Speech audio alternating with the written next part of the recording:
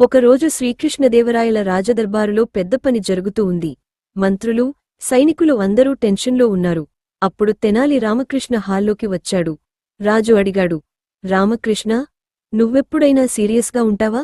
తెనాలి నవ్వుతూ అన్నాడు, మహారాజా, నేను సీరియస్ అయితే మన రాజ్యంలో నవ్వులు తగ్గిపోతాయి. అందరూ నవ్వేశారు. అప్పుడే రాజు అన్నాడు, సరే రామకృష్ణ, నీకు ఒక పరీక్ష.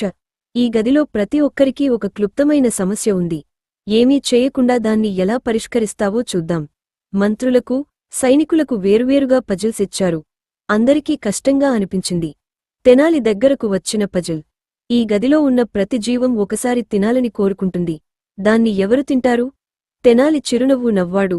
అడుగుజాడల దగ్గర తిరుగుతున్న పిల్లిని చేతిలోకి తీసుకుని అన్నాడు, ఈరోజు నీ అదృష్టం బాగుంది. రాజు ఇచ్చిన పజిల్ని నువ్వే పరిష్కరిస్తావు. పిల్లి వెంటనే నేలపై పడేసిన చిన్న కాగితం ముక్కలను వెతుకుతూ తిరగసాగింది. అక్కడే పజిల్ క్లూ దొరికింది.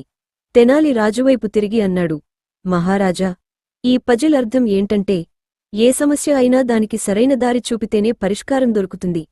పిల్లిని విడిచిపెడితే అది తన పని తానుగా చేసి సమాధానం చూపుతుంది. రాజు గట్టిగా నవ్వేశాడు. రామకృష్ణ, నువ్వు బుద్ధితో మాత్రమే కాదు, చమత్కారంతో కూడా సమస్యలు పరిష్కరిస్తావు. అందరూ చప్పట్లు కొట్టారు. తెనాలి అన్నాడు, మహారాజా, నవ్వు ఉన్నచోట భయం ఉండదు.